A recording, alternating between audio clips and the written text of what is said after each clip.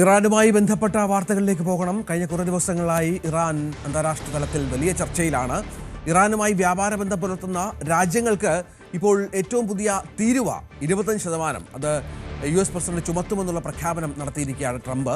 രാജ്യത്ത് സംഘർഷങ്ങൾ തുടരുന്ന സാഹചര്യത്തിലാണ് ഈ തീരുമാനം. അത് ഇന്ത്യയെയും കടുത്ത രീതിയിൽ ബാധിക്കാൻ സാധ്യതയുണ്ട് എന്നാണ് ലഭിക്കുന്ന വിവരം.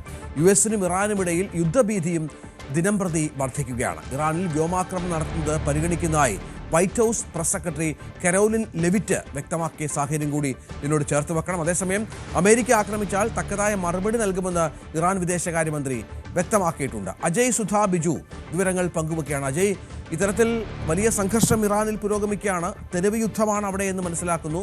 കൂടുതൽ പ്രവിശ്യകളിലേക്ക് ഈ സംഘർഷം വ്യാപിക്കുന്നൊരു പശ്ചാത്തലമുണ്ട്. ഇതിനിടയിലാണ് അമേരിക്കൻ ഇടപെടലുമായി ബന്ധപ്പെട്ട വിവരങ്ങൾ കൂടി പുറത്തു വരുന്നത്. ഒരു തരത്തിലും ഒരു അടരഞ്ജനത്തിനോ അല്ലെങ്കിൽ സമാധാനത്തിനോ ഒരു തരത്തിലും നീക്കങ്ങൾ നടക്കുന്നില്ല, അല്ലെങ്കിൽ അതിനുള്ള സാധ്യതകളില്ല എന്നാണോ മനസ്സിലാക്കേണ്ടത്? രഞ്ജിത്ത്, അമേരിക്കൻ ഭീഷണി അത് ദിനം പ്രതി വർദ്ധിച്ചുകൊണ്ടിരിക്കുകയാണ്. കഴിഞ്ഞ ദിവസം പ്രസിഡന്റായിട്ടുള്ള ഡൊണാൾഡ് ട്രംപ് തന്നെ ഇറാനെതിരെ സൈനിക നടപടിക്ക് ഒരുങ്ങുന്നതായിട്ട് പ്രഖ്യാപിച്ചിരുന്നു. അദ്ദേഹം മാധ്യമങ്ങളോട് സംസാരിക്കുന്നതിനിടെയാണ് ഇക്കാര്യം സൂചിപ്പിച്ചത്. ഇപ്പോൾ വൈറ്റ് ഹൗസ് പ്രസ് സെക്രട്ടറി ആയിട്ടുള്ള കരോലിൻ ലെവിറ്റ് അവരും കൂടി ഇക്കാര്യം സ്ഥിരീകരിച്ചുകൊണ്ട് രംഗത്തെത്തിയിരിക്കുകയാണ്. അതായത് അമേരിക്ക ഇറാന് മേൽ ഒരു എയർ സ്ട്രൈക്ക് നടത്താൻ ഉദ്ദേശിക്കുന്നതായിട്ടാണ് കരോലിൻ ലെവിറ്റ് പറഞ്ഞത്. അതായത് ഇപ്പോൾ ഈ വൈറ്റ് ഹൗസിൽ നിരവധി കാര്യങ്ങൾ ചർച്ചയിലുണ്ട്. അത്തരത്തിൽ പല ചർച്ചകൾ നടന്നതിൽ ഒന്ന് മാത്രമാണ് ഈ എയർ സ്ട്രൈക്കിൻ്റെ ഓപ്ഷൻ എന്ന് പറയുന്നത്.